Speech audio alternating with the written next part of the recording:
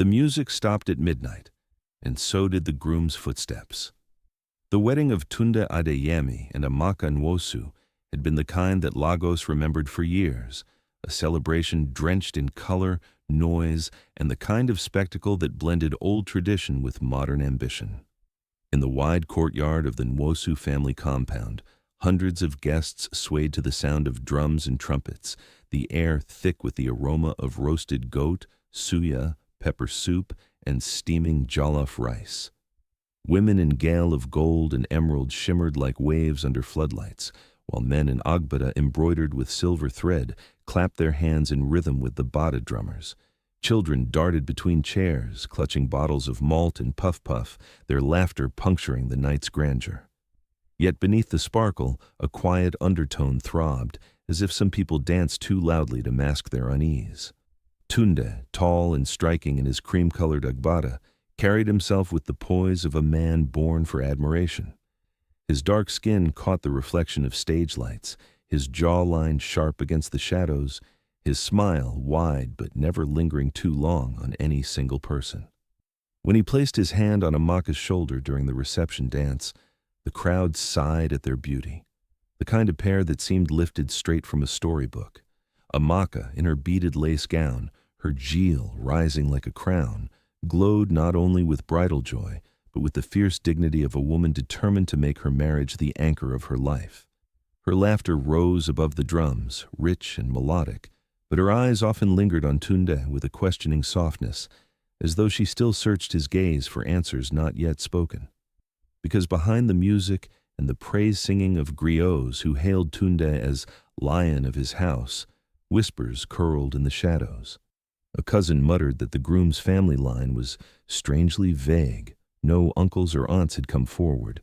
A neighbor asked why no childhood photographs existed.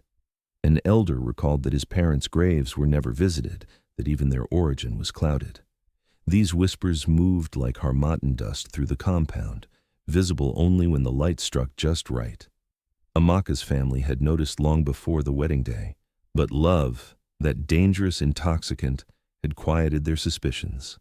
She had chosen Tunde because he carried her gently, because his words soothed her fears, and because every time she doubted him, he had looked her in the eyes and promised, "I belong to you."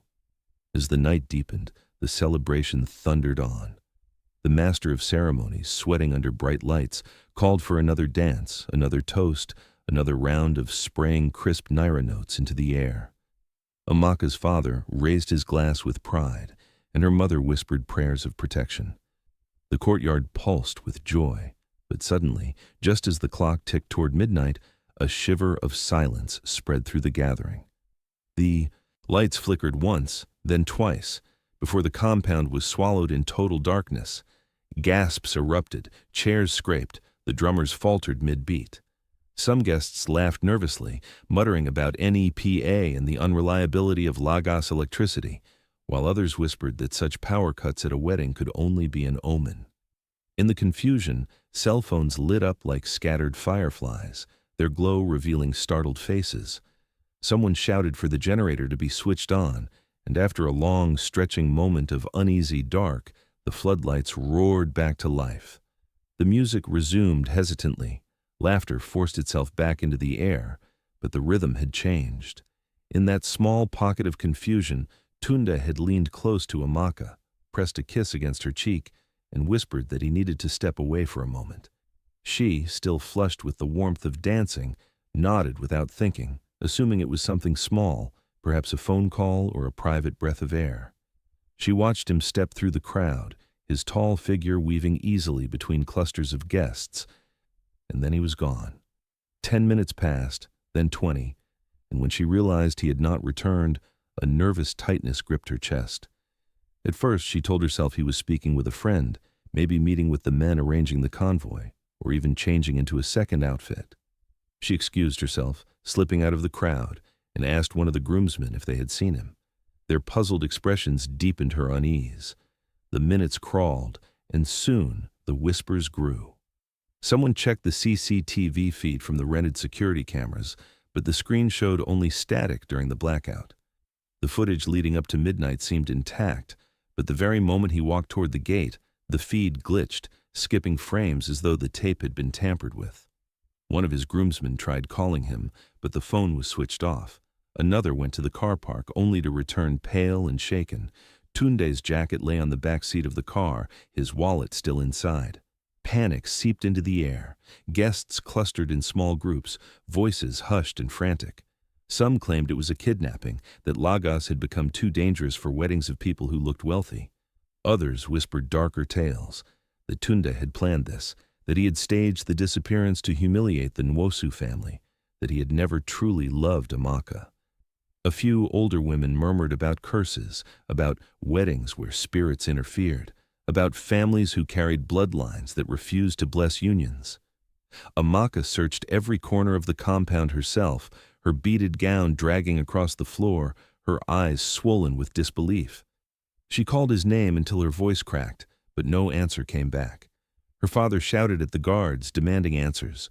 Her mother clutched her rosary and prayed louder than the drummers. Guests began to slip away quietly, unwilling to remain at a celebration that had curdled into dread. By dawn, exhaustion had painted Amaka's face pale, her jewel loosened, her hands trembling as she walked back into the bridal suite. The room smelled faintly of roses and perfume, the bedspread untouched, the decorations still pristine. For a moment she stood frozen, half hoping Tunde would step out from the shadows and laugh at her panic. But silence pressed against her ears, heavy and cruel. It was then that she noticed something glinting under the soft light of the room's lone lamp. On the bed, just at the edge of the pillow, lay a single cufflink. She picked it up with shaking fingers. It was heavy, gold, engraved with a crest, a lion rearing against 7 stars. She had never seen it before.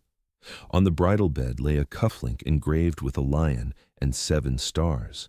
Grief does not pass, it learns the address of your bones. 5 years had passed since the night music stopped in the Nwosu compound, since the bride was left standing in silence, clutching a cufflink as her only proof that she had once belonged to someone who vanished without farewell. Lagos had grown louder in those years, its horns shrieking in endless traffic, its markets swelling with the cries of vendors, its towers stretching higher as though trying to claw the sky. Yet for Amaka, every sound was muted by the quiet that lived inside her. She carried loneliness like a shadow stitched to her skin, an ever-present ache that neither time nor routine could cure.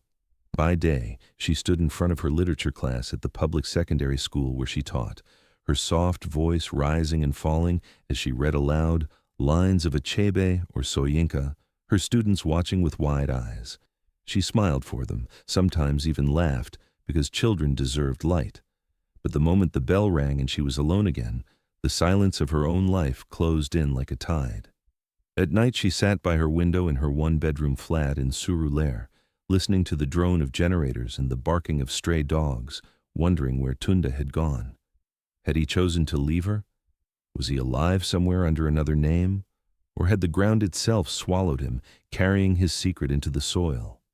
The cufflink sat always in her drawer, wrapped in cloth. She had taken it out so many times that its grooves were etched into her memory. The lion and 7 stars mocked her sleepless nights, daring her to demand answers. Friends urged her to move on. Suitors came, some sincere, others eager to claim a woman whose dowry had already been paid once. Her parents pressured her to remarry, insisting that 5 years was long enough for mourning a man who had clearly abandoned her. But Amaka's heart refused. She needed truth more than she needed companionship. Her search consumed her. She visited police stations where her file had long been shoved to the back of dusty shelves. She spoke with private detectives, each demanding more money than her modest teacher's salary could ever provide. She scoured online forums, scrolling through photographs of missing people, cross-checking names with orphanages and hospitals. She traveled to villages in the east, where strangers claimed to have seen a man who looked like Tunde. Each journey ended in disappointment, false leads, tricksters asking for bribes, or cruel impostors who fed off the desperation of the grieving. Still, she persisted. Every evening after marking essays, she scribbled notes in a journal. Times, places, sightings, rumors. Her wall became a map of questions without answers, threads of yarn linking photographs and names that never matched. She learned to live on the edge of obsession, driven by the single belief that if she uncovered the truth, the silence in her bones would finally let her breathe. It was during one of these restless searches that she thought again of the cufflink. She had never considered selling it before. It was the only tangible trace of her vanished groom. But a late-night conversation with a fellow teacher planted the idea. "Jewels have histories," her colleague said. "Sometimes they know more than the men who wear them." The words clung to her. Perhaps the cufflink itself could tell her the story Tunde had hidden. One Saturday morning, she wrapped it carefully in cloth and took a bus to Belogan Market, where goldsmiths and jewelers shouted prices above the roar of traffic. The stalls glittered with bangles, rings, and necklaces. She felt awkward stepping among them, a woman in a simple cotton gown and flat sandals, carrying not wealth but a question. She approached a jeweler whose stall was stacked with velvet trays. He was an older man with skin as dark as polished mahogany, his face lined by decades of bargaining. He looked up, eyes narrowing as she unwrapped the cufflink and placed it on the counter. "I don't want to sell," Amaka began softly. "I only want to know what family this belongs to." The jeweler lifted the cufflink, turned it under the sunlight, then frowned. His hands trembled slightly as he traced the engraved lion and 7 stars. For a long moment he said nothing. Finally he pushed it back toward her, shaking his head. "I cannot buy this," he murmured, voice barely audible over the market noise. Confused, Amaka pressed him. "Why? Is it fake? Worthless?" His eyes darted around, scanning the street as though afraid someone might be listening. Then he leaned close, his breath warm with kola nut. "This is not a design you wear for style. It is a crest, an old one. And crests do not belong to markets. They belong to bloodlines." Her pulse quickened. "Which bloodline?" He hesitated, then whispered a name that seemed to shake the air itself. "Alaran." The word settled heavily between them. Even in Lagos, where power was spoken of with cynicism, the Alaran family carried an aura that silenced rooms. They were billionaires, builders of oil rigs and seaports, owners of towers that touched the clouds. Their money dripped into politics, their alliances stretched across continents, their influence was both open and invisible, and their name carried fear. To be entangled with them was to step into a labyrinth where light rarely reached. Amaka froze, staring at the cufflink. The jeweler leaned back, wiping sweat from his brow. "Madam, take this away. It will not bring you joy, and if anyone asks, you did not hear it from me." He turned abruptly, pretending to arrange trays, his body language closing like a door. Amaka gathered the cufflink in trembling hands, wrapping it again in cloth. Her heart thundered as she walked back through the market, the calls of vendors fading into a distant hum. She understood suddenly why no police officer had cared, why detectives had steered her away, why every lead had ended in silence. Her missing groom had not vanished into poverty or shame. He had vanished into power. The realization pressed against her chest like iron. Tunde had always been gentle, always evasive about his past. He had told her his parents were gone, that he had few relatives, that he preferred to speak of the future rather than the past. She had accepted it, thinking it part of his modesty. But now she saw it differently. Perhaps he had been hiding not emptiness, but abundance, an abundance so dangerous it demanded erasure. She reached her flat that evening, the city around her buzzing with honking cars and street hawkers, but inside her body, silence rang louder than ever. She unwrapped the cufflink once more and laid it on her desk beside her journal. She wrote the word slowly, carefully, as though the ink itself might burn her paper. Alaran. Her hand trembled as she closed the journal. She understood at last that the mystery of her vanished groom was no longer a private grief. It was a thread connected to one of Nigeria's richest and most ruthless families, and by pulling it, she risked unraveling a tapestry far larger than her own heartbreak. Amaka realizes her missing groom's past connects to one of Nigeria's richest families. Some families do not grow trees, they grow fortresses. The Alaran family was not simply known in Lagos, they were inscribed into its skyline, their wealth etched into every glass tower that glared against the Atlantic sun. Chief Obafemi Alaran, patriarch and architect of this empire, had risen from obscurity in the turbulent decades after the Civil War. Where others built homes, he built ports. Where others bought land, he purchased governments. By the time Nigeria's oil boom began to swell in the late 1970s, Obafemi had already sunk his teeth into the arteries of commerce. He controlled the docks, the shipping lanes, the oil storage depots. Without his permission, no ship could enter Lagos harbor without paying invisible tolls. His name was not whispered in fear, it was spoken in calculation, a variable that could not be ignored. Now, in his 60s, Chief Obafemi's body carried the weight of a lifetime of victories. He was a tall, broad man with skin the color of polished ebony and eyes sharp as cut glass. His beard, dyed a proud black streaked with gray, framed a jaw that rarely softened in laughter. He still dressed like a man who demanded respect. Immaculate white agbada embroidered with golden thread, capped with a fila that sat like a crown. Rings studded his thick fingers, and on his wrist glittered a gold watch whose face had seen more boardrooms than any church altar. At his side was his wife, Madame Ronka Alaran, the matriarch who rarely appeared in public speeches, but whose influence ran deeper than any of her husband's political allies. She was tall and slender, her guile always arranged with mathematical precision, her lips curved in a smile that seldom reached her eyes. Ronki's reputation was that of a careful listener and a silent enforcer. Every whisper that entered the Alaran compound seemed to pass first through her ears, and every scandal that could have toppled the family name was neutralized before it saw daylight. If Obafemi was the fortress wall, Ronke was the lock that kept the gates sealed. The couple had 3 living heirs, each distinct in both character and ambition. Kunle Alaran, the eldest son, was his father's blunt instrument, a man built like a battering ram, with the temper of fire and the subtlety of thunder. Conley's reputation on Lagos Island was brutal. He was the one sent to silence rivals, to intimidate journalists, to make problems vanish in the night. Where his father thrived on calculated moves, Conle believed in raw force. His agbadas were bold crimson and emerald, his jewelry heavy, his words laced with threats that did not need repeating. B.C. Alaran, the second son, was the opposite, slim, polished, and strategic. Educated abroad, his suits were tailored in London, his accent softened by years in European schools. He was the brain that managed the empire's corporate face, crafting speeches for business conferences and sitting on international boards.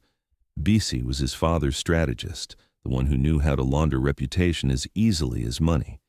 He was admired in public as the responsible face of Alaran wealth, but within the family compound, his loyalty was never without calculation. Then there was Kemi Alaran, the youngest and only daughter. Unlike her brothers, she moved quietly, her presence felt in softer ways. She had studied art history at university, her interests straying far from the empire of oil and ports. Friends described her as empathetic, thoughtful, but also conflicted. She carried the burden of knowing too much and speaking too little. Kemi often kept away from the boardroom wars of her brothers, but those who watched closely understood that her silence was not weakness, it was conscience. Among the 3 heirs, she was the one who sometimes looked at the family crest with unease, as if the lion and 7 stars judged her directly. That crest, the lion rising against 7 stars, was more than decoration. It was carved into marble in the family's Ikoyi mansion, printed onto letterheads, stitched into the lining of their agbadas. It was a symbol passed down from Obafemi's father, who had once claimed descent from a Yoruba warrior lineage. But to Lagos, the crest meant something else. It meant untouchable wealth. Every time the lion appeared, it was a reminder that the Alarans did not merely own property. They owned power itself.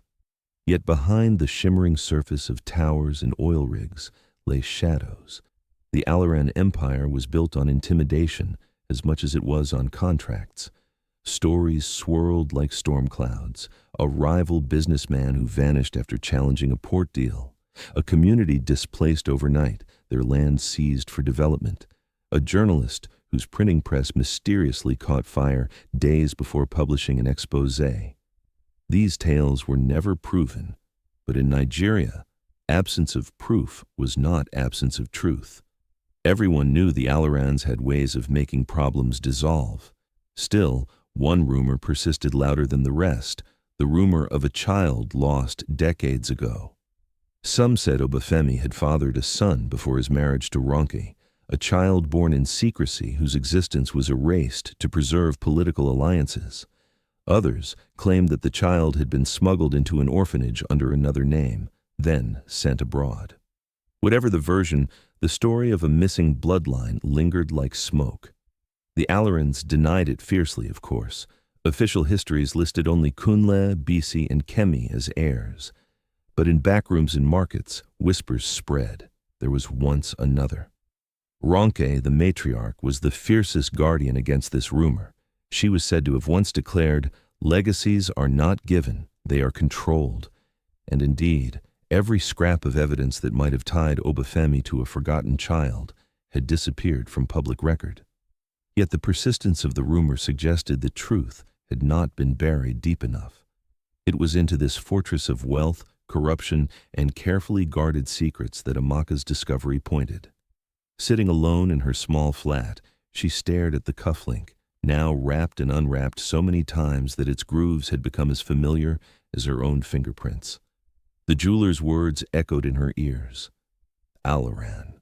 The thought chilled her. Could it be that the man she had loved, the groom who vanished on their wedding night, had blood ties to this dynasty? Could his silence, his evasions, his sudden disappearance all be threads woven into the Alaran tapestry of power and denial? The more she thought about it, the more the puzzle pieces began to align. Tunde had never spoken of his family. He had always diverted questions, insisting that what mattered was the future they would build together. His parents, he had claimed, were long dead. His uncles, he said, were abroad. She had believed him because love makes lies sound like truths waiting to bloom. But now, with the crest glaring at her, she saw his silence differently. Perhaps he had not lied to her out of cruelty. Perhaps he had lied because the truth itself was deadly. Night after night, Amaka's dreams returned to the wedding bed where he had left her, the empty sheets whispering betrayal. But now the cufflink gave her torment new shape. Her search for him was no longer only about grief. It was about survival, about unmasking the fortress that had swallowed him whole. Her resolve hardened. She began to dig deeper, reading articles about the Alaran Empire, learning names, tracing business acquisitions. She clipped headlines from newspapers and pinned them beside the words she had scrawled in her journal. Alaran. She traced the crest's history back to shipping crates, to construction projects, to every symbol of money that controlled Lagos. Each discovery made her fear grow, but her determination grew with it. And then, one evening, her phone rang. The voice on the other end was hesitant, hushed. "Madam," the caller said, "I run a pawn shop in Yaba. Today, something came in. A gold ring. It carries the same crest you described, the lion and 7 stars. You may want to see it for yourself. A pawn shop calls Amaka. A ring with the Alaran crest just surfaced. Gold remembers what people forget." The pawn shop smelled faintly of iron filings, old leather, and dust that clung stubbornly to glass cases. Amaka stepped inside with hesitant footsteps, her heart knocking against her ribs as though it feared what her eyes might soon confirm. The man who had called her the night before stood behind the counter, his shoulders stooped, his face lined with suspicion. He motioned for her to wait until the other customers, 2 women haggling over a wristwatch, had left. When the bell above the door jingled their exit, he bent down and drew from beneath the counter a small black box. Amaka's breath caught in her throat. He set the box before her with the care of a priest laying an offering on an altar. With trembling fingers, she flipped it open. The ring inside gleamed even under the pawnshop's dull light. It was heavy gold, the band thick and strong, the surface carved with the same crest she had memorized from the cufflink, the lion rearing against 7 stars. Unlike the cufflink, however, the details were sharper, the lines etched with deliberate precision. She reached out and touched it, her fingers brushing its surface. A strange chill slid through her palm, as though the ring had carried the coldness of the family it represented. She lifted it, feeling its weight. The inside of the band bore initials engraved so finely they could have been overlooked. T.A. The letters stopped her breath. Tunde Adeyemi. Except the date beside the initials made her blood run colder. It was not the date of their wedding. It was years earlier, a time when she had not even known his name. Her knees threatened to buckle, but she steadied herself against the counter. The pawnbroker watched silently, his eyes darting toward the windows as though he feared being seen with her. "It came in yesterday," he muttered. "A young man brought it. He didn't look like he knew what he was carrying. Said he needed quick cash. I bought it only because of the weight. But when I saw the crest, I remembered your description. I should not even be telling you this." Amaka swallowed hard. The initials confirmed that the ring belonged or had belonged to Tunde. But the date suggested a history she had never shared with him. He had owned this ring before he met her, before the wedding night, before his disappearance. She slipped the band over her finger for a moment, and though it was far too large, the heaviness seemed to press down on her like truth, demanding to be recognized. That night she carried the ring home wrapped tightly in cloth, her eyes scanning every shadow on the road as though the very act of holding it made her a target. She could not shake the thought that it had surfaced deliberately, like an old ghost crawling out of the ground, because time had run out. Back in her small flat, she placed the ring beside the cufflink on her desk, the two gleaming under the soft bulb light like siblings reunited. Her mind churned. What did the date mean? Why the initials? Why did this family crest refuse to stay buried? Curiosity consumed her, and she took the ring to a local craftsman known for delicate work, an engraver who repaired watches and sometimes etched names onto metal trinkets. The man squinted through his magnifying lens, turning the ring in his wrinkled hands. "Look here," he muttered, tilting it under bright light. Beneath the initials, almost invisible, ran a series of marks etched thinner than hair, lines and symbols no ordinary eye could catch. They resembled scratches to the untrained gaze, but under magnification, patterns emerged. "This is not random," the engraver said, his voice edged with unease. "This is code." Amaka leaned in, her heart hammering. The engraver sketched the markings on paper, then paused. "I can only make sense of part of it. They look like numbers, like bank codes and coordinates. Whoever etched this wanted the ring to be more than jewelry. It is a key, a key." The word clanged in her skull. She remembered Tunde's evasions, his silence whenever she asked about his parents, his reluctance to speak of his past. Perhaps he had been carrying this key all along, protecting it or hiding it from her to keep her safe. The realization sent a tremor through her body. The engraver shook his head, sliding the ring back to her. "Be careful, madam. A thing like this is not meant for ordinary people. If it is resurfaced, it is because someone powerful either wants it lost or wants it found. Either way, you are now in the middle." Amaka walked home in a daze, the ring hidden deep inside her bag. Lagos bustled around. Traffic honking, hawkers balancing trays of oranges on their heads, danfos screeching for passengers. But every noise seemed muffled, as though the city itself leaned in to watch her carry a secret it recognized. She felt exposed, vulnerable, as if eyes followed her from every corner. She was not wrong. As she crossed into her street, she noticed a man leaning casually against a wall, his arms folded, his gaze too steady. He wore a plain shirt and trousers, nothing remarkable, but his eyes locked on her with an intensity that sent chills crawling up her neck. She quickened her pace, telling herself it was coincidence. But when she reached her building, the man had shifted position, now standing across the road, pretending to smoke but watching her all the same. Inside her flat, she bolted the door and pressed her back against it, breath shallow. She peered through the curtain, and there he was, leaning under the streetlight, unmoving, as if carved from stone. Hours passed, and still he waited. Only at dawn, when the first Okada riders revved down the street, did he finally vanish into the mist of early morning. Amaka barely slept.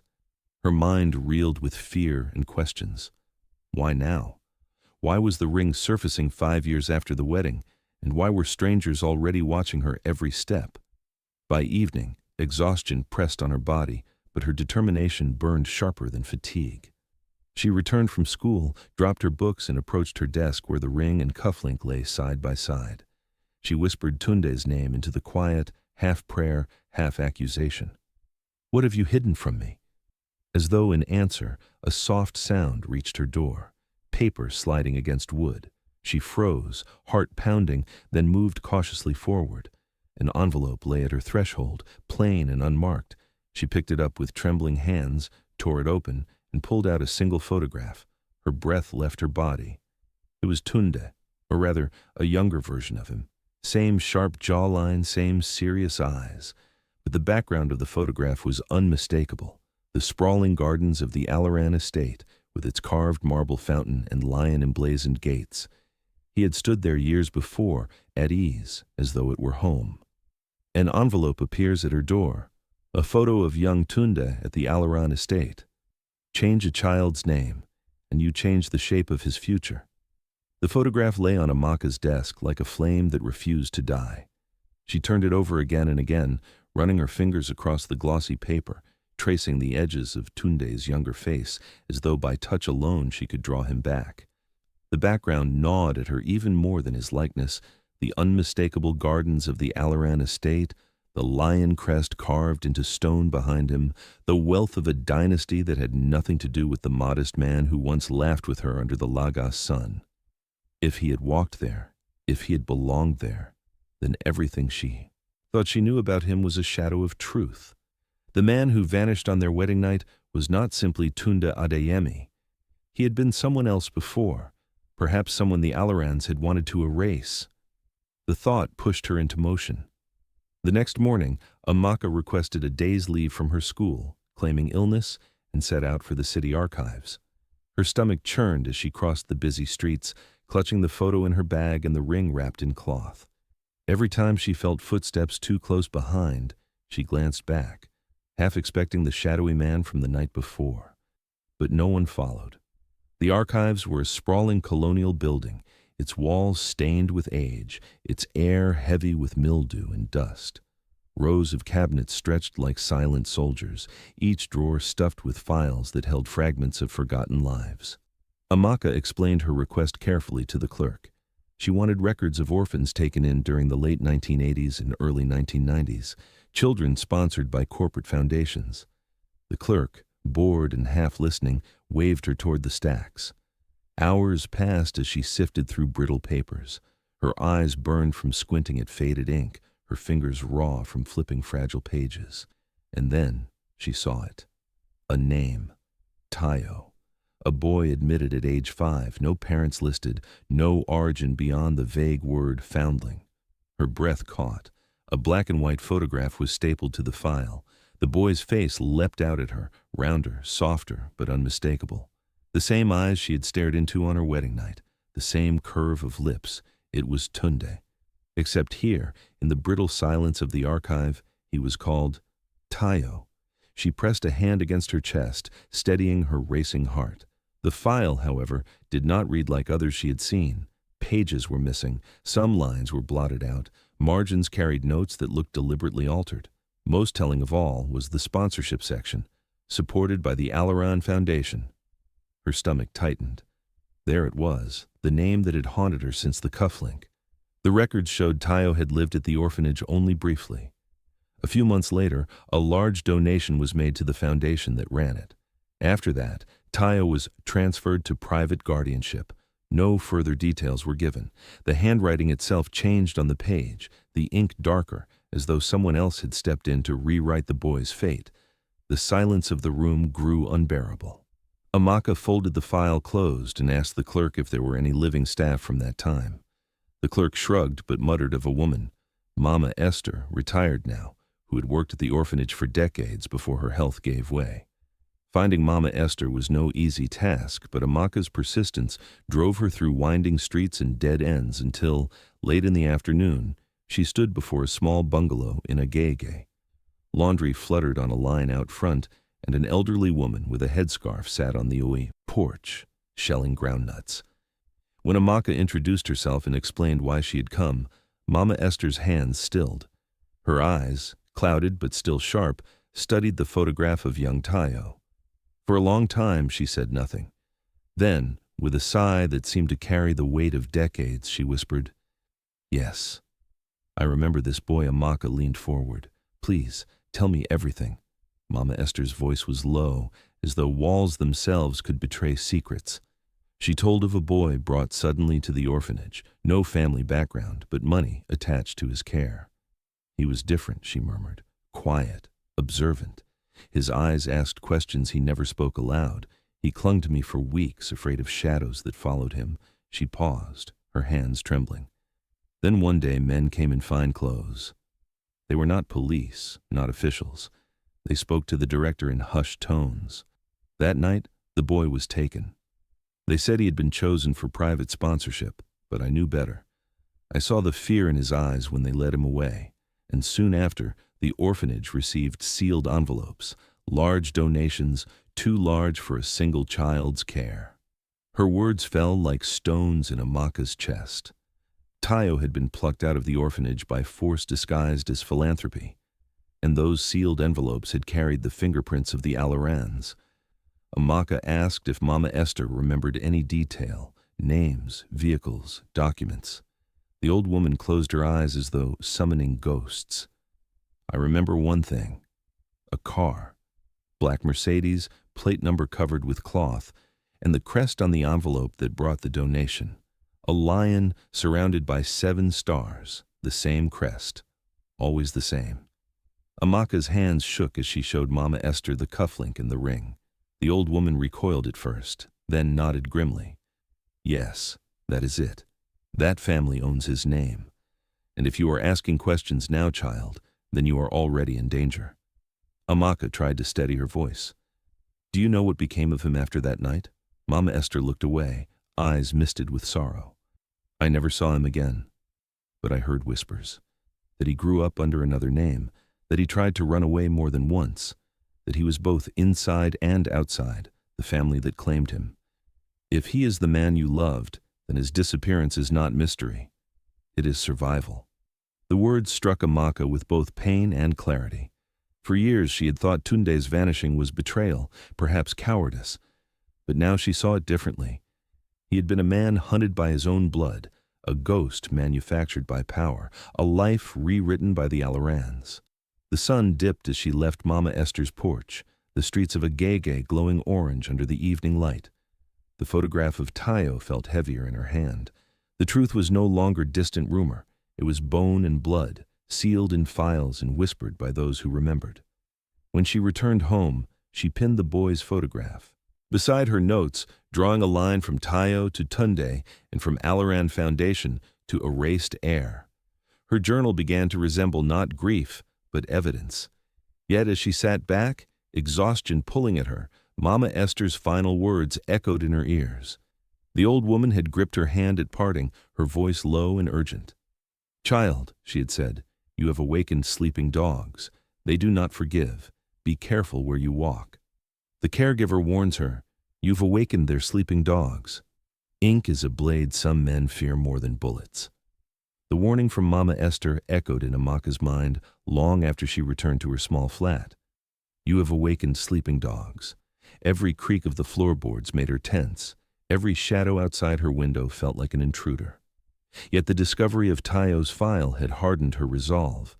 If Tunde had been an erased heir of the Alaran dynasty, then the answers would not be found in silence. They would be unearthed through exposure. She needed someone who understood how to fight shadows with light, someone who knew the language of secrets. That was how she found her way to Ibrahim Daf.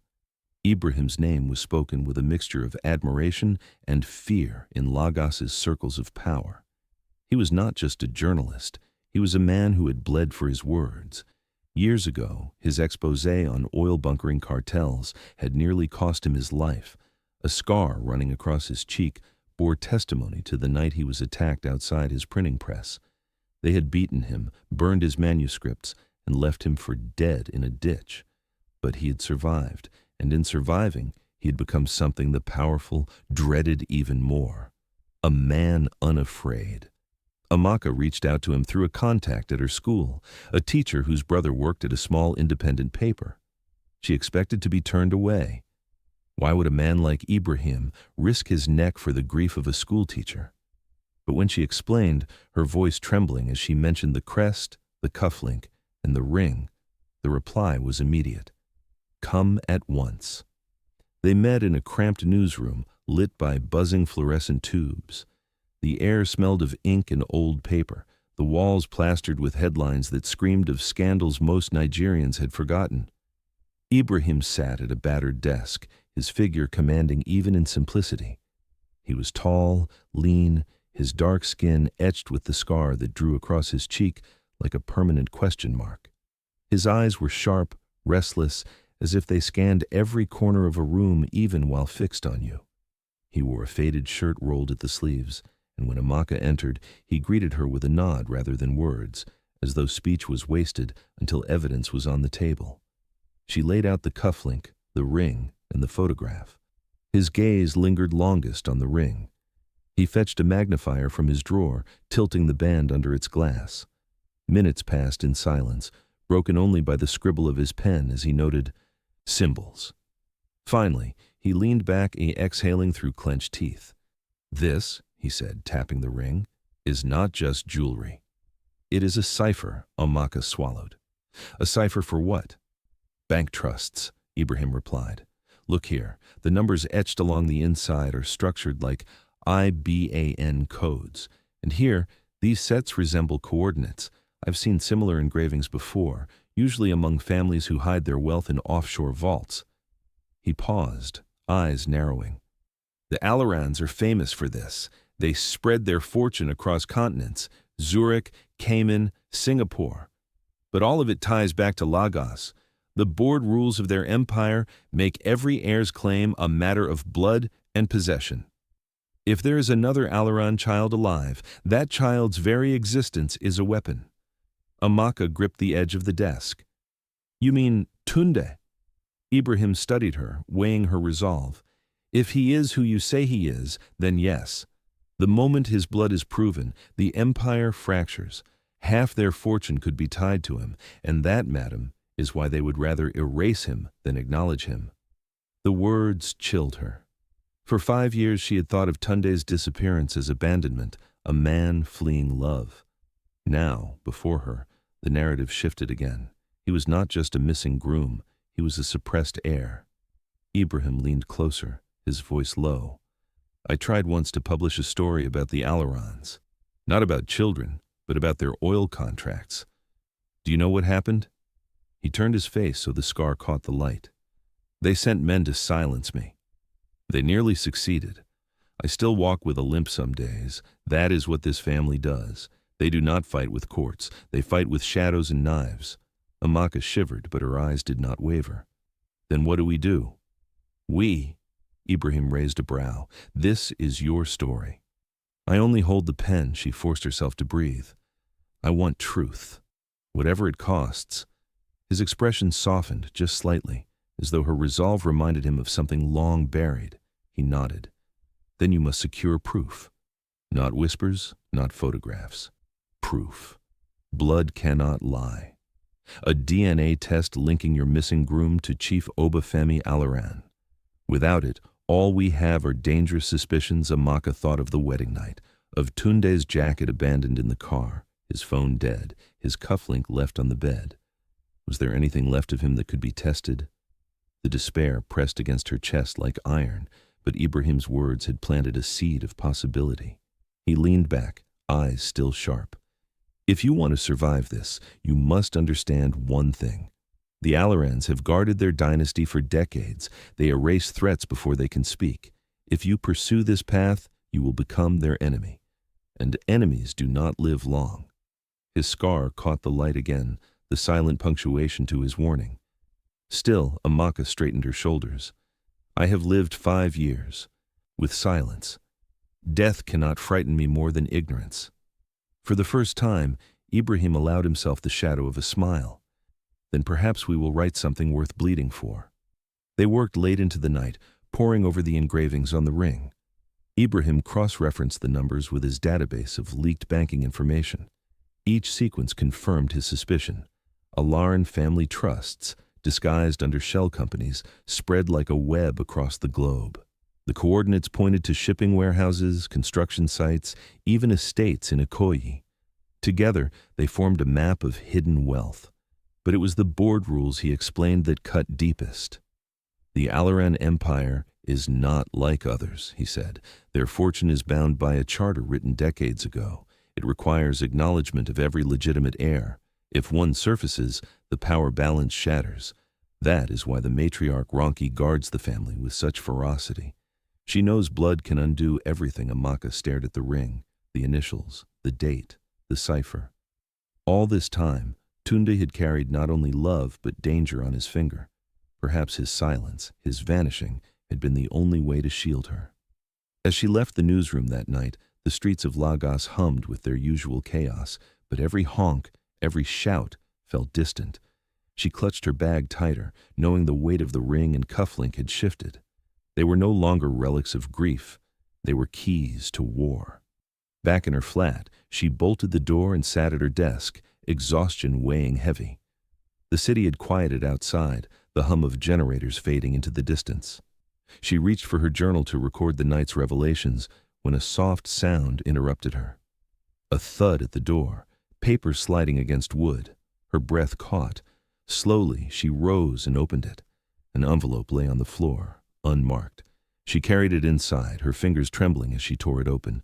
Inside was a single lock of hair, sealed in a small plastic bag, and with it, a note scrawled in hurried script. From his wedding suit. Do the test. Amaka pressed a hand to her mouth, tears burning her eyes. It was Tunde, one last trace of him, delivered by unseen hands. A sealed envelope arrives. Inside, a strand of hair from Tunde's wedding suit.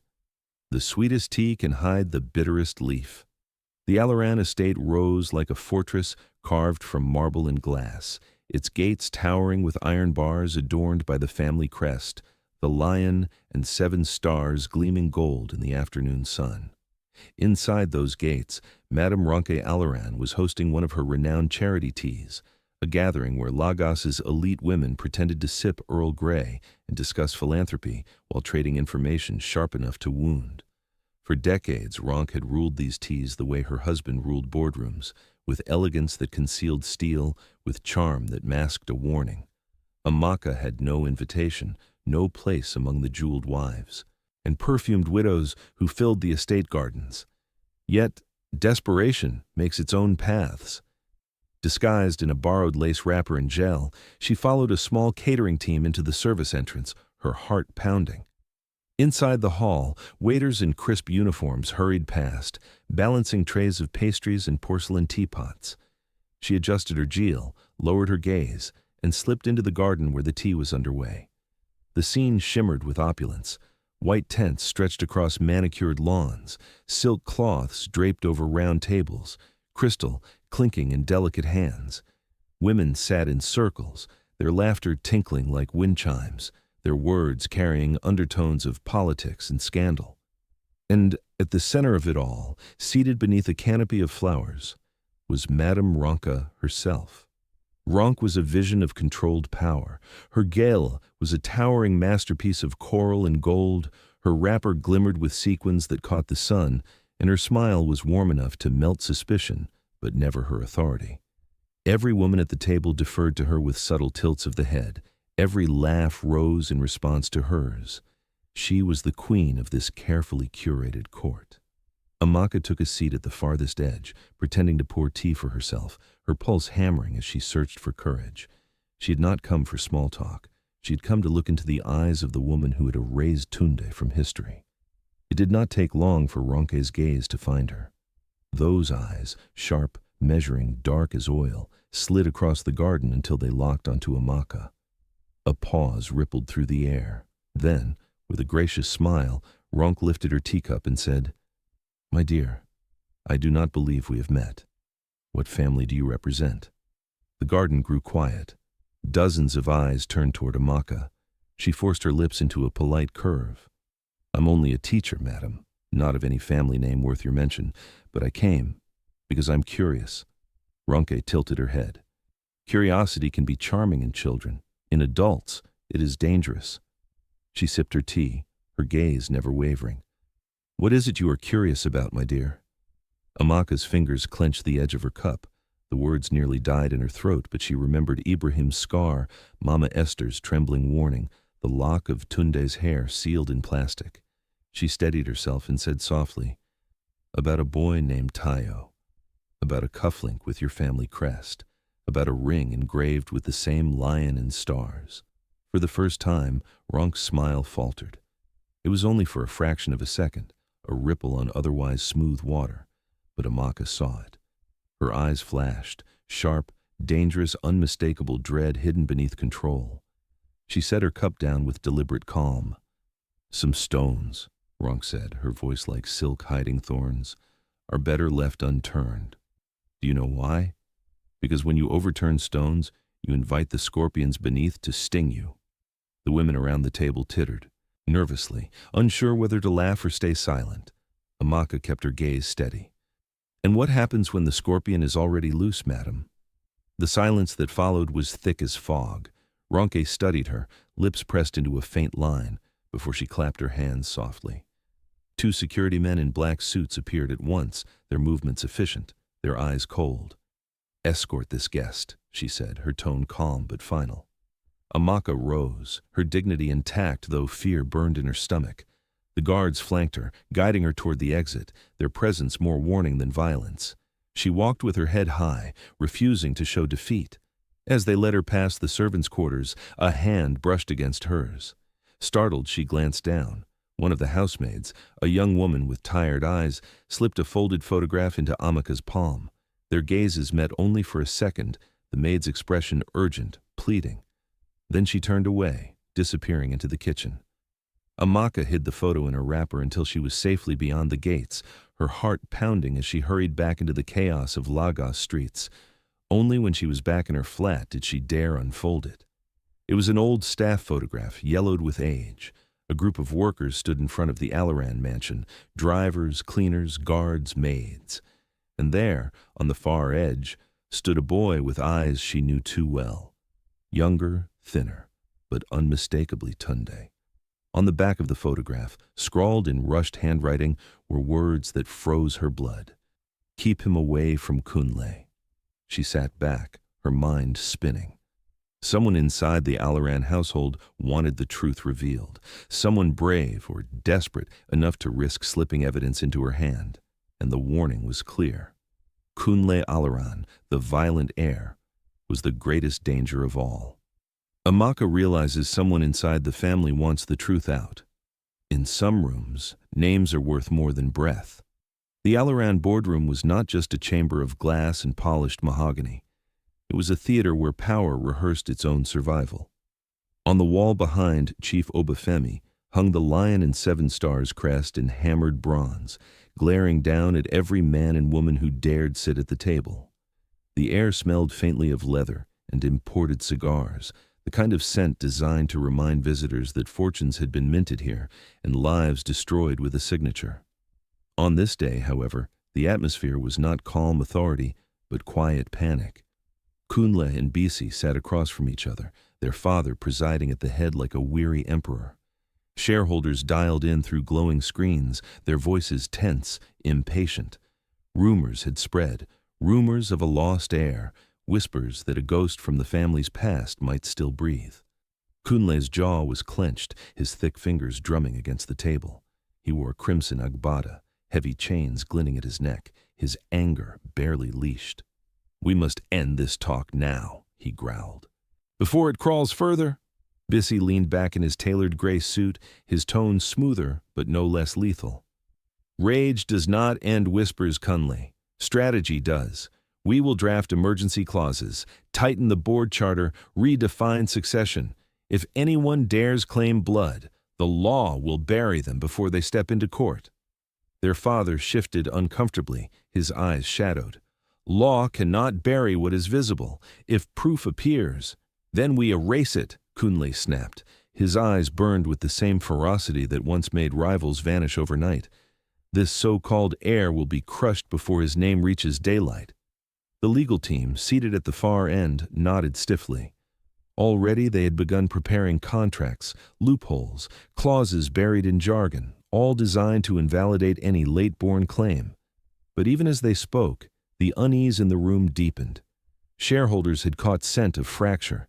An empire built on unity could not withstand bloodlines questioned. Outside the estate, the ripple of unrest spread further.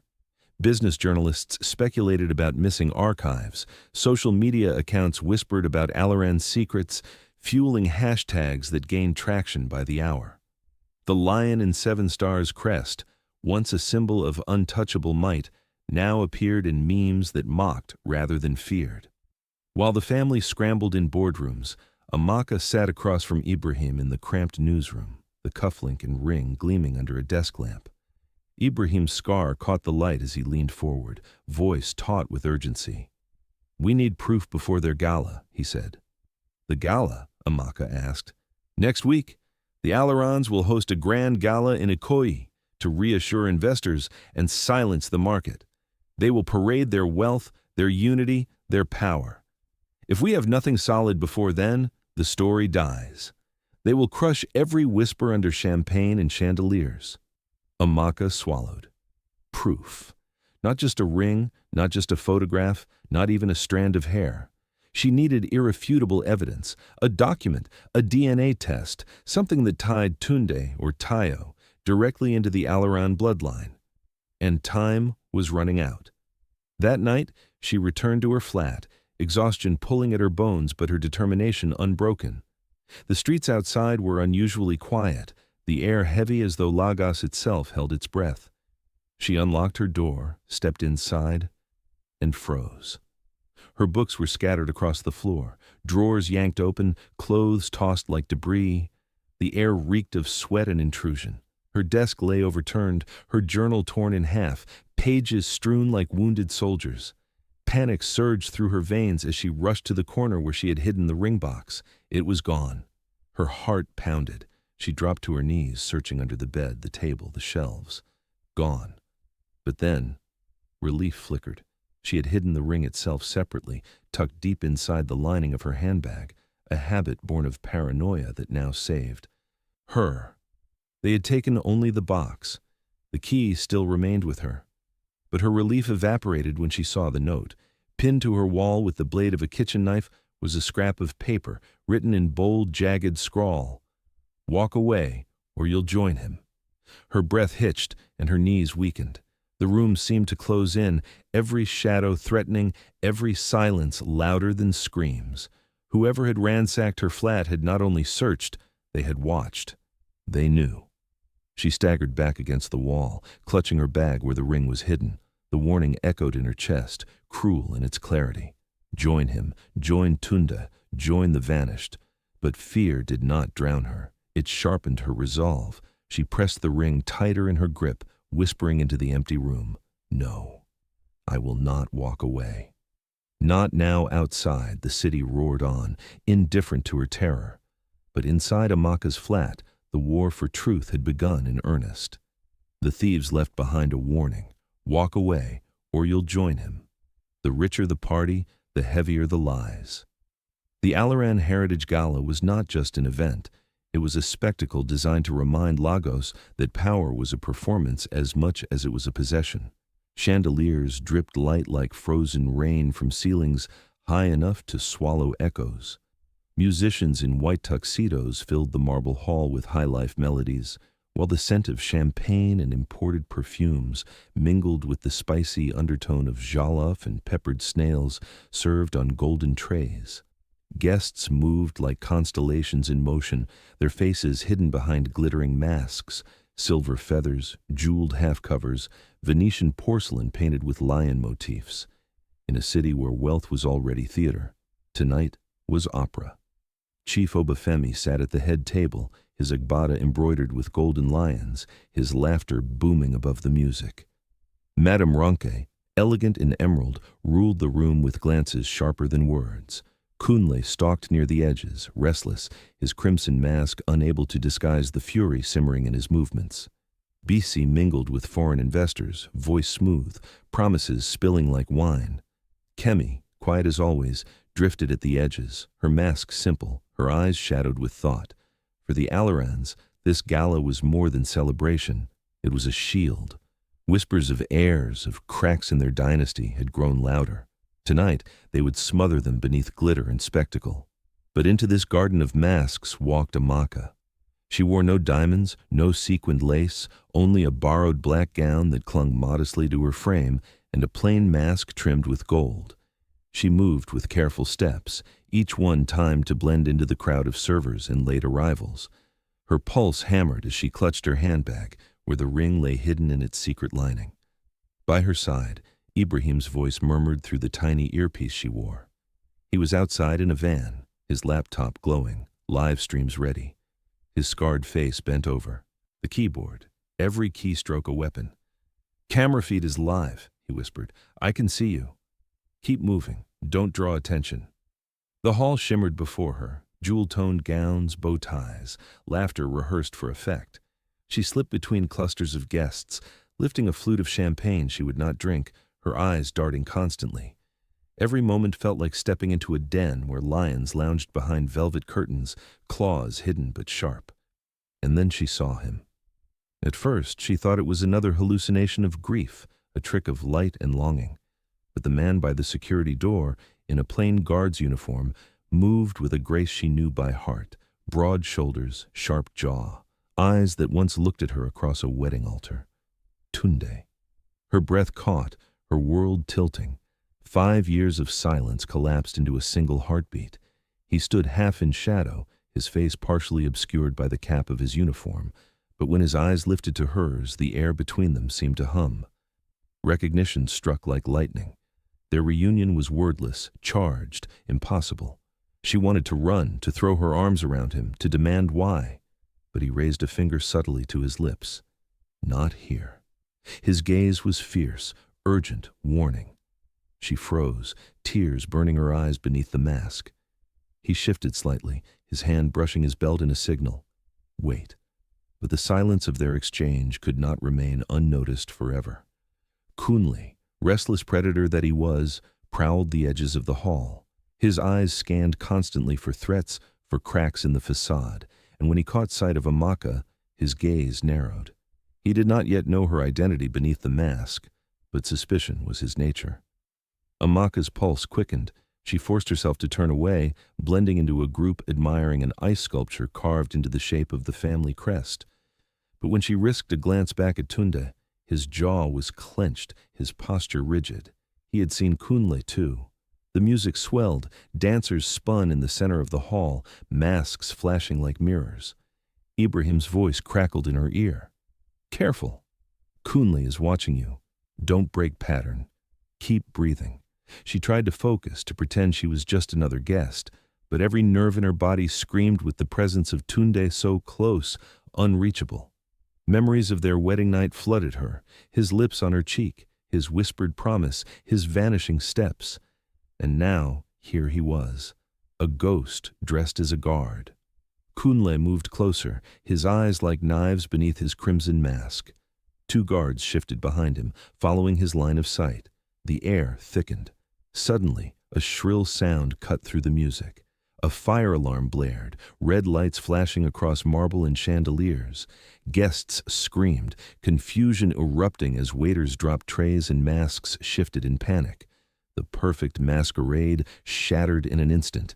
In the chaos, Amaka's gaze locked once more with Tunde's. His lips moved, shaping words through the noise. Run! But Kunle had seen. His head whipped toward the guard, toward Tunde, and in that split second, recognition dawned. His eyes widened, then blazed with fury. "You!" he roared, his voice echoing even above the alarm. Guards surged forward, their boots pounding against marble. Amaka's breath caught as bodies collided, the gala dissolving into chaos. Kunle notices, guards close in, fire alarm blares. Some reunions are paid for in bruises. The fire alarm shrieked like a furious spirit, red lights pulsing across marble and glass as the Alaran Heritage Gala dissolved into panic. Guests surged toward the exits, masks slipping, gowns torn in the crush. Guards barked orders, their radios hissing, while Kunle's roar cut through the chaos. "Stop him!" "Stop them both!" Amaka's heart hammered as she pushed through the crowd, her hand clutched tight in Tunde's. His grip was iron, steadying her through the storm. They darted into a stairwell, the heavy door clanging shut behind them. The noise of the gala muffled, replaced by the pounding echo of their footsteps and the metallic screech of alarm bells. "Move!" Tunde urged, pulling her down flight after flight. His uniform clung to him with sweat, his cap fallen somewhere in the scramble. For the first time in 5 years, she could see him up close without disguise. The same sharp jaw, the same determined eyes, but harder now, aged by shadows. "Why?" she gasped, nearly stumbling. "Why did you leave me?" His breath came heavy, his words rushed but sharp. "Because I am not just Tunde Adeyemi. My real name, my birth name, is Tayo Alaran, firstborn son of Chief Obafemi." The stairwell seemed to tilt beneath her. She stumbled, but he held her upright. His voice was fierce, every word carved from years of silence. "I was never meant to exist. My mother was hidden, erased. When I was a boy, they tried to claim me, mold me into an heir. But when I resisted, when I sought freedom, they threatened me, threatened everyone close to me. I ran. I built a new name, a new life. And the night of our wedding," his voice cracked, the memory clawing at him, "Kunle found out. They promised to kill you if I stayed. So I left. I disappeared to protect you." Tears blurred Amaka's vision even as she ran.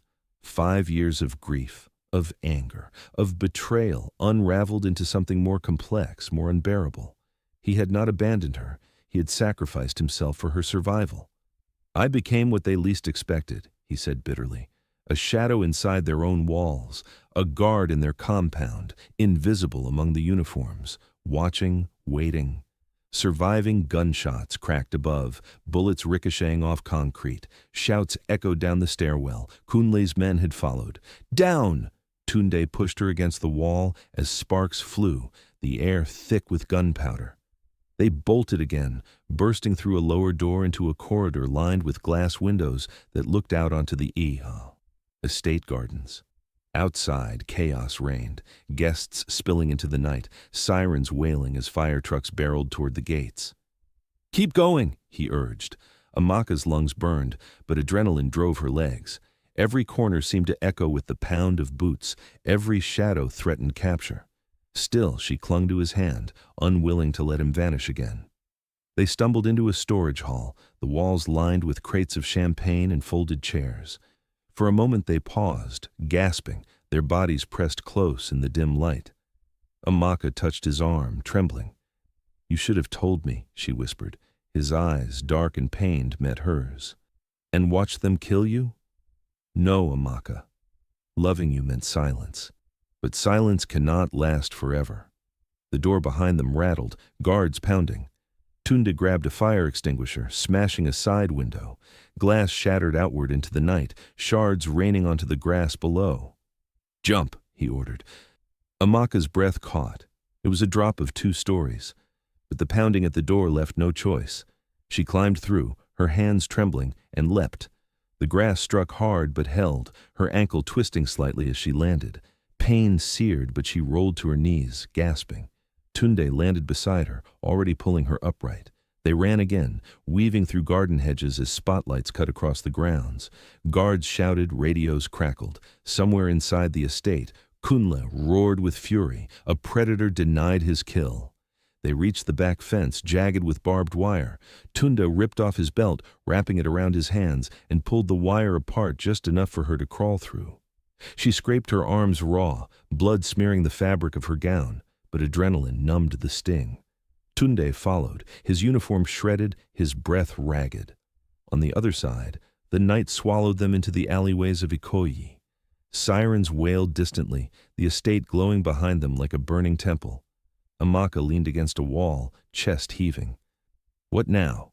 Tunde's face was grim, blood streaked on his arm from the barbed wire. "Now? We stop running. We fight." Before she could answer, her earpiece crackled alive. Ibrahim's voice cut through, tense, urgent. "Amaka, can you hear me?" "Yes," she gasped. "You're on every camera feed. They know you're with him now. They won't stop. And listen carefully. His voice shook, fear beneath the steel. "It's not just about him. They want the ring. It's their charter key. With it, you can prove blood. Without it, they bury him again." Another shot cracked in the distance, echoing down the street. Ibrahim yells, "They want the ring. It's their charter key. Blood writes what lawyers try to erase." The safe house was nothing more than a crumbling bungalow tucked behind a mechanic's yard, its walls mottled with peeling paint, its windows sealed with sheets of tin. Yet within its shadows, truths greater than towers were being forged. The hum of a generator rattled the floorboards as Amaka, Tunde, and Ibrahim sat around a small wooden table, the air heavy with sweat, fear, and resolve. On the table lay the tools of war: swabs, sterile bags, the cufflink, the ring, the envelope with Tunde's hair. Ibrahim's hands, steady despite the scar etched across his cheek, moved with deliberate care. He had arranged for a sympathetic lab technician, an old classmate now working in a private clinic, to collect and process the DNA. Tonight, they would know. Tunde sat stiffly, his eyes fixed on nothing, as though his very body rejected the vulnerability of the test. For years he had carried silence like armor. Now, a strand of his hair, a drop of his blood, would either vindicate or undo him. Amaka watched him closely, her heart aching with the weight of all he had borne. His uniform was torn from the escape, his face streaked with dried sweat, yet in the flickering light he seemed both broken and unbreakable. Ibrahim leaned forward, snapping a glove into place. "This is it," he said softly. "Blood cannot be bribed. If the match confirms, there will be no more whispers. The world will see what they tried to bury." Tunde gave a faint, bitter smile. "The world only sees what it is allowed to see. But do it." The swab slid across his cheek, then sealed in a vial. Ibrahim carefully labeled it, his pen strokes precise, as though ceremony itself demanded respect. He added the hair from the wedding suit and a sample from Amaka's cufflink, the tiny fleck of sweat embedded in its groove. Each item sealed, each labeled, each piece a fragment of the puzzle. Hours later, as the samples disappeared into the hands of the courier bound for the lab, silence settled like a storm waiting to break. Amaka sat close to Tunde, her hand brushing his. For years she had longed for his presence. Now that he was here, the questions were heavier than ever. "Did you ever think," she whispered, "that truth would find its way back?" He looked at her, his eyes dark, his jaw tense. "No, I thought the Alarans had killed it with my name. But blood," his voice softened, trembling. "Blood remembers what men forget." The next morning, the safe house door rattled with unexpected knocks. Ibrahim raised a finger, signaling silence. The three of them stiffened, fear sparking like static. Then a voice called from outside, smooth, polished. "I come in peace. I only wish to talk." It was B.C. Alaran.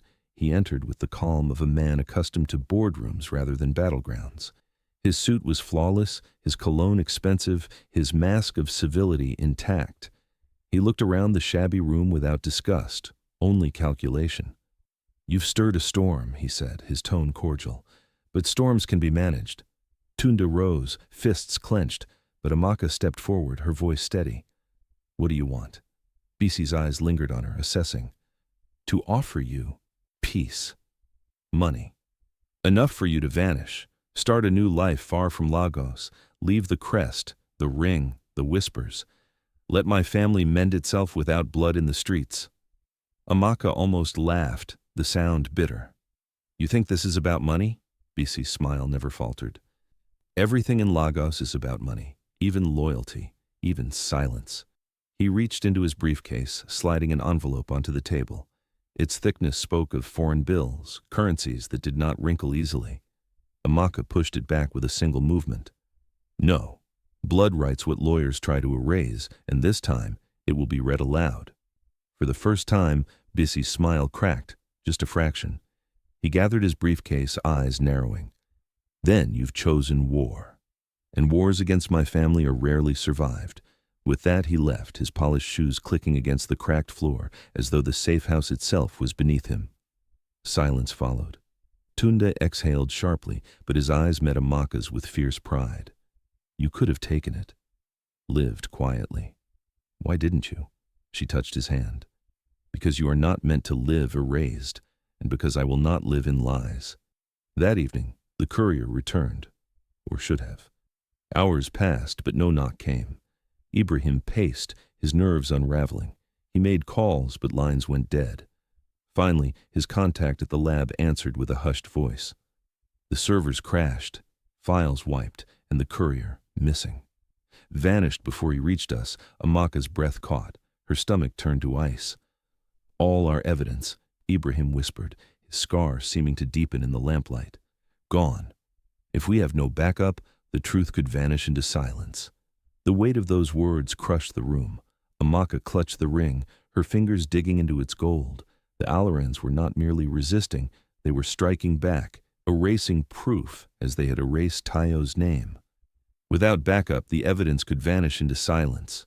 When courts wobble, ancestors steady the ground. The High Court of Lagos was packed so tightly that air itself seemed to strain. Reporters filled the benches, their pens poised like daggers. Cameras buzzed from corners despite warnings, their red lights blinking like restless eyes. At the front, beneath the carved crest of Nigeria's judiciary, lawyers in black robes prepared their opening volleys. At the center of the storm sat Tunde, no longer only Tunde Adeyemi, no longer merely the vanished groom, but now the man whispered about as Tayo Alaran. His mask of silence had been stripped. His name was now the battlefield. Beside him sat Amaka, her presence steadying him as though her touch could anchor him to truth itself. Across the aisle, Kunle and Bisi loomed like predators, their legal team sharpened with arrogance.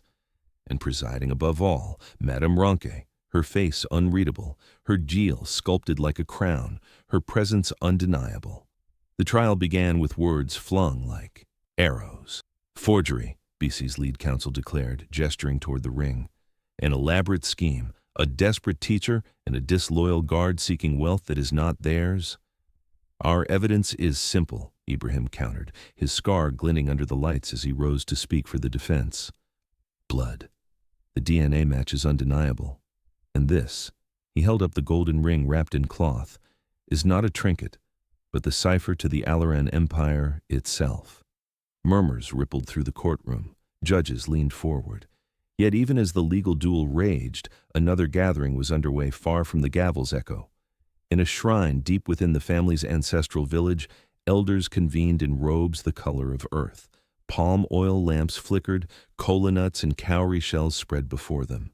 Madame Ronke herself had summoned them, a rare concession from a woman who commanded more through politics than prayers.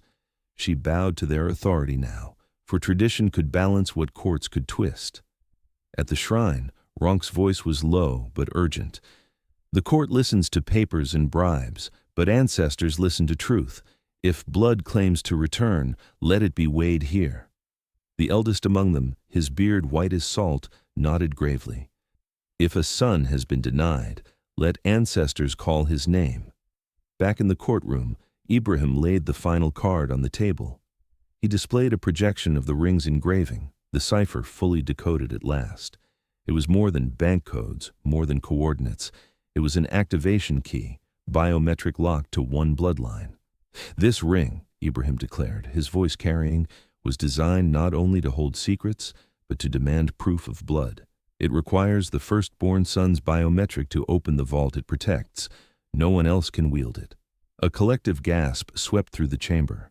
Even the judges exchanged startled glances. Kunle leapt to his feet, fury contorting his face. Lies! A trick. But Ronke's voice, calm and heavy as iron, cut across the noise. She had risen from her seat, her wrapper glinting in the courtroom lights. For the first time, her eyes softened as they turned toward Tunde. Enough, she said. Silence fell. Even Kunle froze. Her words rolled like thunder. Years ago, Obafemi denied a child born of love because he sought a political marriage that would seal his empire. I carried his shame and his silence. But silence has a way of breaking, and tonight it breaks here. Her admission struck harder than any gavel. The gallery erupted, reporters scrambling, lawyers shouting, the judge banging for order. Amaka's hand tightened around Tunde's. her eyes wet with vindication. Yet Ronke was not finished. She stepped forward, producing the ring from its cloth, her hands trembling only slightly. She held it high for all to see, the lion crest catching the light, the 7 stars gleaming like judgment. Then she walked toward Tunde, her gaze unwavering. When she stood before him, she pressed the ring into his palm. Her voice dropped to a whisper only he and Amaka could hear. "Prove you are his son," she said. "Open the vault." The courtroom fell into stunned silence, every gaze fixed on the man who had once vanished at midnight. Ronke presses the ring into Tunde's palm. "Prove you are his son. Open the vault." Legacies do not whisper, they thunder when unlocked. The courtroom seemed to hold its breath as Tunde stared at the golden ring lying in his palm. Its weight felt unnatural, as if it contained not just metal, but decades of silence, cruelty, and betrayal. The lion crest gleamed under the fluorescent lights, its 7 stars winking like eyes of judgment. Every gaze in the chamber bore down on him, judges leaning forward, journalists gripping pens, Amaka's trembling hand clutching his arm, Ronk's unflinching stare urging him toward destiny. Slowly, he raised the ring to his finger. It slid home as though it had always belonged there. The courtroom projector hummed to life as Ibrahim, seated at his laptop, connected the ring's microchip to a biometric scanner. "Place your thumb," he instructed, his voice calm but taut. Tunde pressed his thumb to the scanner. For a heartbeat, nothing happened. Then the screen behind the judges blazed with light. The vault opened, file names scrolled like a torrent across the screen. Offshore accounts in Zurich and Singapore, coded ledgers of hidden oil revenues, property titles in London and Dubai.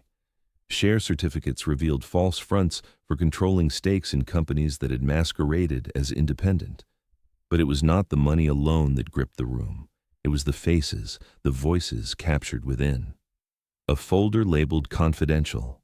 Obafemi opened itself. Video footage flickered into view. Chief Obafemi Alaran, younger but unmistakable, sat at a desk, speaking into a camera meant for private record. His voice was steady, calculating. "Yes, I denied him. My firstborn. A son I could not acknowledge. His mother was not suitable. Politics required a marriage of power. I buried the child's name, buried the woman, and fed the world a cleaner story. If he returns, he will undo everything." Gasps rippled through the courtroom like waves against stone. Reporters scribbled furiously, their hands shaking. Judges exchanged stunned glances. Kunle surged to his feet, face red, fists clenched. "Lies! Manipulated footage!" he bellowed, but the fury in his voice sounded hollow against the weight of his father's own confession. Bisi remained seated, his face drained of color, his polished composure cracked at last. He stared at the floor as though hoping it would swallow him. Madame Ronke bowed her head, tears slipping silently down her cheeks. Ibrahim moved swiftly, his scarred fingers dancing across the keyboard. "Uploading now," he murmured. Every file, every confession, every ledger streamed into cloud servers, mirrored on. News sites beamed across the globe. Social media flared with hashtags. Hashtag Alaran Truth. Hashtag Buried Son. Hashtag Vault of Echoes. Within minutes, Lagos itself would be roaring. The gallery erupted into chaos, some shouting in triumph, others in disbelief. Amaka clutched Tunde's hand, her tears falling freely. For years she had carried the wound of his vanishing. Now she witnessed him reclaiming the name they had stolen from him. Kunle could take no more. With a roar, he lunged across the courtroom, his bulk crashing through chairs. He reached for Tunde, fury in every muscle, but guards intercepted, grappling him down. His mask of arrogance was gone, replaced by raw violence. He screamed incoherent threats, spit flying, his chains snapping against his chest. Bisi simply folded in on himself, slumping in his chair, his hands trembling as though he could no longer hold on to air itself. All his strategy, his polished words, had evaporated in the face of truth, written in his father's own voice. And Madame Ronke, the iron matriarch who had built her reign on silence and secrets, wept openly. Her jeweled fingers clutched her wrapper, her body shaking. The court had seen her power for decades, but never her grief. She wept not for the empire, but for the years lost, the child erased, the family torn by ambition.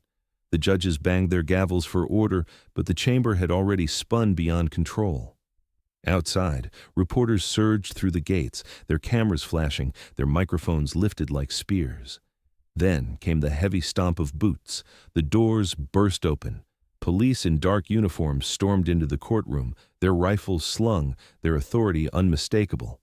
At their head walked an EFCC officer with a warrant in hand. His voice rang above the din. "Chief Obafemi Alaran, you are under arrest for financial crimes, obstruction of justice, and conspiracy." The room froze. Chief Obafemi, who had sat silent through the revelation of his own voice, now rose slowly. His agbada hung heavy on his shoulders, the once proud embroidery dulled under the fluorescent light.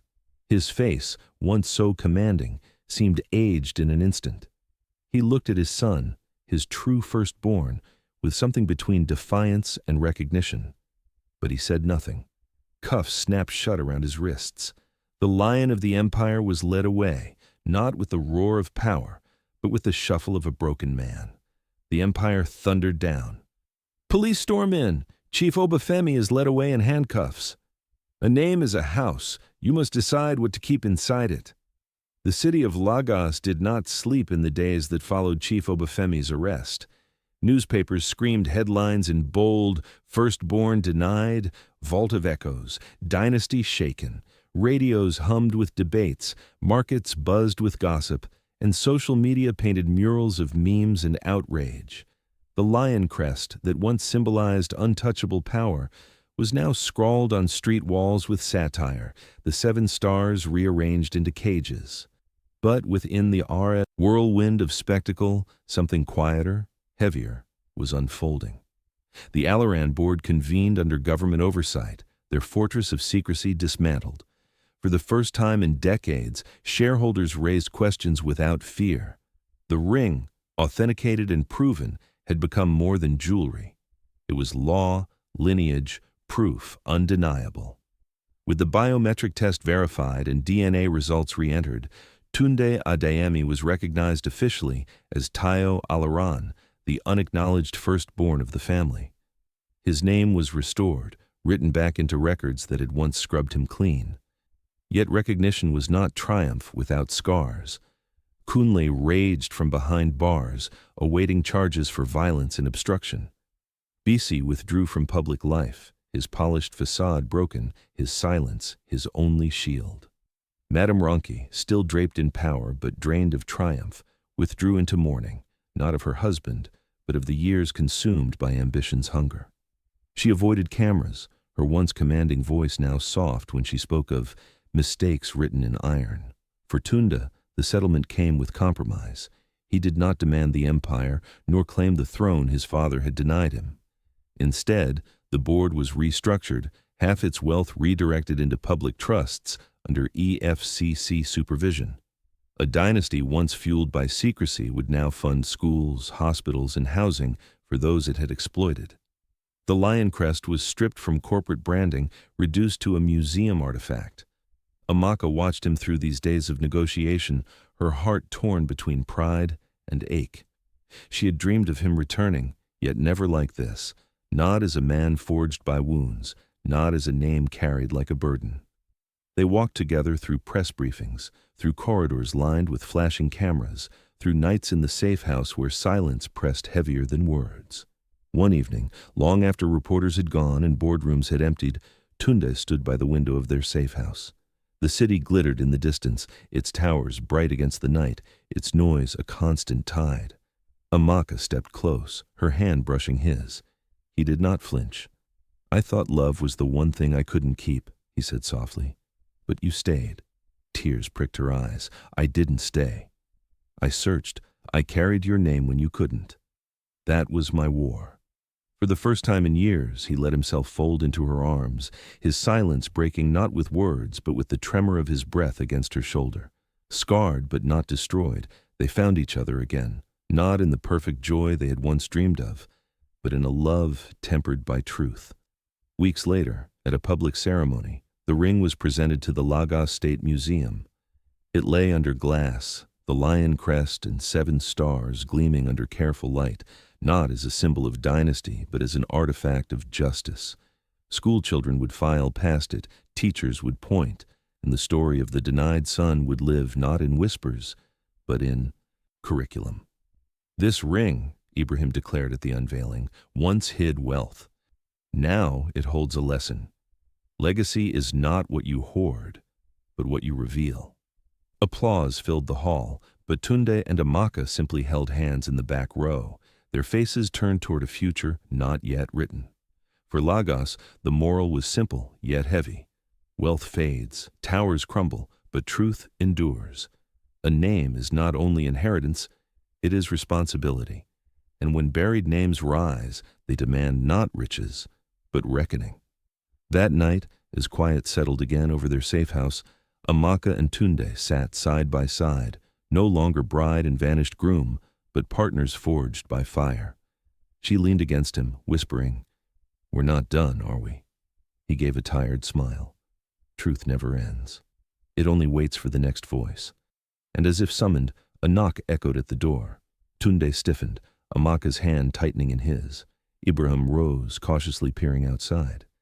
A courier stood beneath the dim streetlight, his uniform plain, his face unreadable.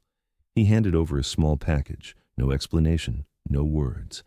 Inside, wrapped in cloth, lay a second ring, heavy, gleaming, different crest, an eagle clutching 7 arrows. The 3 of them stared at it in stunned silence. A courier arrives from abroad, with a second ring bearing a different crest. If this story gripped you, don't let it end here. Hit the like button to show your support. Share your thoughts in the comments. What would you do if a hidden legacy changed your life overnight? Subscribe and turn on notifications so you never miss the next powerful twist. Together, let's keep uncovering stories where truth outlives wealth.